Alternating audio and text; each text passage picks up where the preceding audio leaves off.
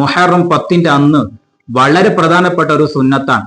ചില ഉലമാ പണ്ഡിതന്മാർ അവർ പരീക്ഷിച്ച് മനസ്സിലാക്കി ബോധ്യപ്പെട്ട ഒരു സത്യമാണ് പറയാൻ പോകുന്നത്. മുഹറം 10 അന്ന് നമ്മുടെ ഭാര്യമാർ, നമ്മുടെ മക്കൾ, കുടുംബക്കാരിൽപ്പെട്ടവർക്കൊക്കെ ഭക്ഷണത്തിലും വസ്ത്രത്തിലും വിശാലത ചെയ്യലും കൂടെ സുന്നത്താണ് മുഹറം 10 അന്ന്. അങ്ങനെ ചെയ്യുകയാണെങ്കിൽ ആ ഒരു വർഷം അവന്റെ വസ്ത്രത്തിലും ഭക്ഷണത്തിലും റിസ്കിലും വിശാലത കിട്ടുമെന്ന് കാണാൻ കഴിയും. ആശൂറാന്റെ അന്നാണ്. ഹദീസിൽ അങ്ങനെ കാണാൻ കഴിയും, ഇങ്ങനെ കുടുംബക്കാർക്ക് ഭക്ഷണ വിശാലത ചെയ്യലെന്ന്. എന്നിട്ട്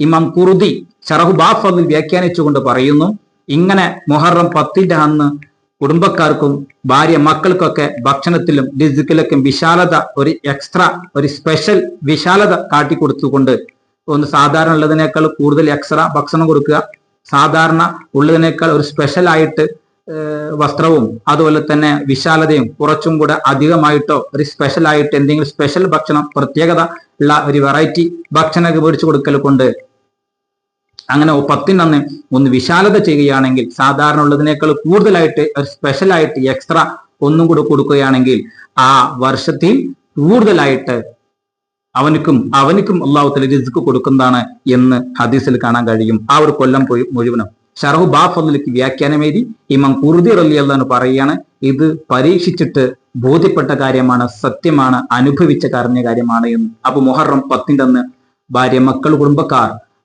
നമ്മൾ ചിലവർക്ക് നിർബന്ധമുള്ള ആളുകൾ, അവർക്കൊക്കെ സാധാരണ ഉള്ളതിനേക്കാൾ ഒരു സ്പെഷ്യൽ ആയിട്ട് ഭക്ഷണം കൊടുക്കലും വസ്ത്രം കൊടുക്കലും റിസ്കിലൊക്കെ വിശാലത കാണിക്കൽ സുന്നത്താണ്. അങ്ങനെ ചെയ്യുമ്പോൾ അതിന്റെ പ്രത്യേകത ആ ഒരു വർഷം നമുക്ക് അനുഭവിച്ച് ബോധ്യപ്പെടുന്നതുമാണ്.